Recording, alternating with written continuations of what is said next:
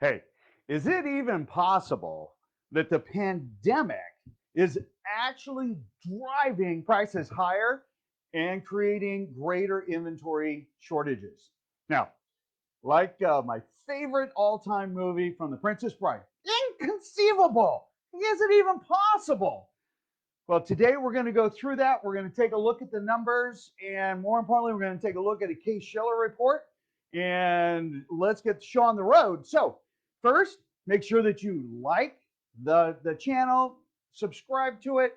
If you really like the information, or if you know of a family member, a friend, a coworker, that's looking at buying or selling a home and could really use some free information that is up to date in real time, hey, share it with them, have them subscribe, let us know what you think. And in the meantime, make sure you keep asking questions because we are getting great questions, which prompted part of today's Saturday chat.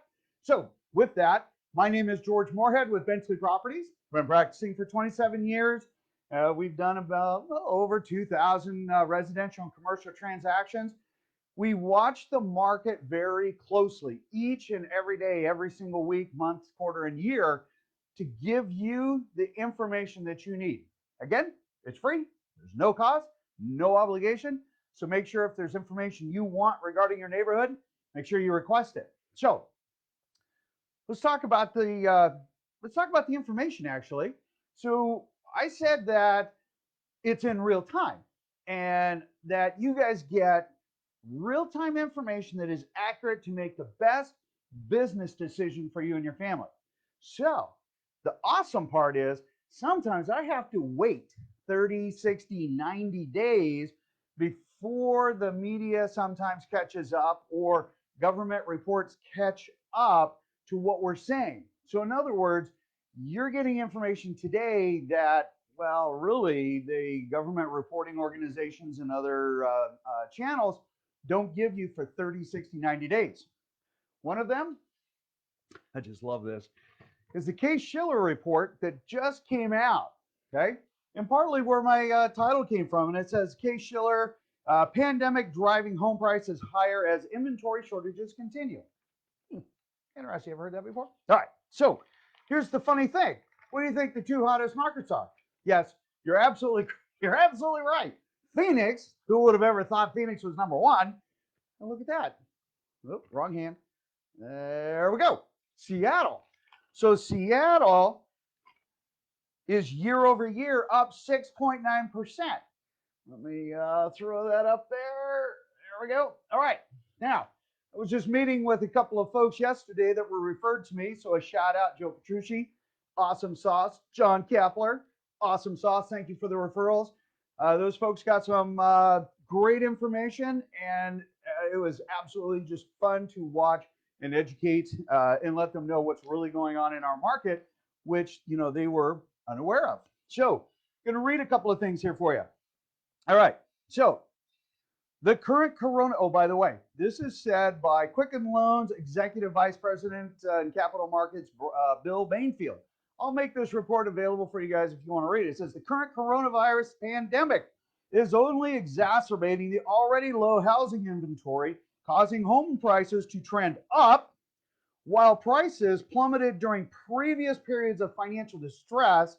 Currently, purchase demand is strong, keeping them steady and rising. You ever heard that before? All right. So let's go down to the Federal Housing Finance Agency, FHFA, who handles the house price index, for a lot of the government reporting. It says Dr. Len Fisher, Deputy Director of Division of Research and Statistics. Because of the lag between contract signings and sale closing when our data is recorded, we judge the first quarter's housing statistics were relatively unaffected by COVID-19 breakout. Well, you guys knew that months ago because we'd already been talking about it. Real time, valid information, right? Okay, when we come up here, importantly, today's report covers the real estate transactions closed during the month of March. Housing prices have not yet registered any adverse effects from the government suppression of economic activity in response to the COVID-19 pandemic. As much of the U.S. economy remains shuttered in April, next month's data may show a more noticeable impact. Yeah, you know what the noticeable impact is going to be? You ready? In fact, we're going to go over it. Let's do this. May, end of May. Today's May 30th, right? So technically, tomorrow I get my real metrics, but we're going to go over some of the basics today. Last 24 hours looks like a horse race. In fact, all right, I told you I couldn't draw. I drew a horse right here. And one of the team members looked at it and said, "What is that?" I said, "Well, that's a horse." And they just shook their head and walked off. That was the cue, the subliminal cue for me to print another copy of it and put it up there, because obviously I still can't draw. So note, new listings coming on market, new. Remember, new listings are, if you list your home today, you become a new listing. Straightforward, right? So new listings are at 367 in the last 24 hours. Pierce, King, and Snohomish County, residential only, okay? Residential only. All right. When we come down here, pending, 334. Remember, that's where a buyer and a seller mutually agree together to say, "Hey, yes, we're going to buy your house," and seller, "I'm going to sell it. I'm going to sell my house, but it still has contingency, financing, inspection, Form 17, title, things like that, and so it's not done yet." Here is where the tire hits the pavement. Sold 357. It's pretty impressive. Pending has normally been outpacing the sold and the new on market, week over week, day over day. So when we talk about, hey, what are the May numbers going to look like? The May numbers are going to look mighty staggering. They are going to be really well. You might say, "George, how is that possible?" Well, let's go to our pendant, because I thought I'd make it a little bit easier for you guys. Here we go. There is our pendant.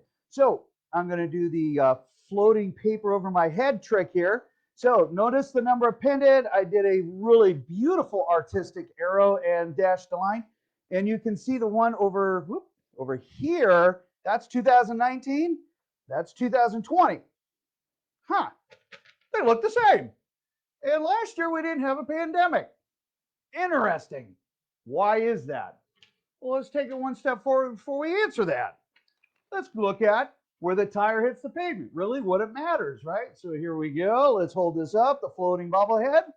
And we've got, there we go, 2019 numbers and 2020 numbers. Oh, look at this. Look at those. Those outranked all of that. That's pretty wild. So what you're telling me is that in February and March, actually March and April, outperformed last year for closed transactions? Is that possible? Inconceivable. But yet, there it is. Now I know, right? There's lies, there's damn lies, and there's statistics. But these can't be lied. I mean, these are closed transactions. So if you have ever been watching TV, sitting on the sidelines, whatever it is, and you watch the marathon people, those runners going by. Okay, if you're a buyer or a seller standing there and you're watching those people, that's you watching opportunity go by, because it is a better chance of getting the best pricing or a better home today, year over year, and saving money, because interest rates are still at 3.125 today. Okay. Somebody said, "George, are we going to see interest rates where we're going to have negative home interest rates?" Maybe that's not in the cards. I do not see that happening. I broke out my crystal ball polish not long ago, and it just did not come up. I shook that 8-ball thing, whatever it is, and it said no. And realistically, the answer is no to that. So those of you that are waiting for this market crash, for those of you that are waiting for the interest rates to go down, you may want to reconsider, because now let's go over but the additional numbers. So today, year to date, year from Jan 1 to May 30th, over Jan 1 to May 30th to 2019, year over year. Right on. Here we go. So number of homes for sale, down 35.3%. Okay, not expected, very consistent. New on market, down 14.1% year over year. So Remember what happened? We had our spring market that kicked in last year with no pandemic, and they really, I mean, that's our spring market, right? So they start coming in droves. So the fact we're only 14% down, that is an impressive number, right? Well, by the way, that's probably going to change as of tomorrow when we get those new numbers in. Pendant sales year over year only down 9.8%. Well, that's a really small number. That's probably like 1,500 homes. Solds only down 10.8. Now, okay. So last week I said, you should probably expect that number to go up just a little bit. And in fact, maybe hit the 11s, the 12s, because, the spring last year, interest rates started coming down, our market started taking off again, right? As seen here, this one. As seen here, our main market, right? We hit it up, and then all of a sudden, we started dropping down, whereas we probably won't see that here. We're going to continue to see an increase and a leveling, right? I expected this number to be a little bit higher. That 10.8% is absolutely staggering. That we are only, just shy of 11% off market-wise when last year was not even a pandemic issue. There were no issues. Life as usual. And yet this year, we're only a few thousand homes off sales, closed sales. That's pretty impressive. When we come over here, month over month, so when we take a look at May over April, right? I had to learn my calendar real quick. So remember, right here, there we go. April on both charts was pretty good, right? In fact, it was better than it was last year. But look at this. Number of homes for sale is actually up month over month, 3.8%. New on market, we had a surge, 32.8% increase of new homes coming on market. Look at that number, 50.4%.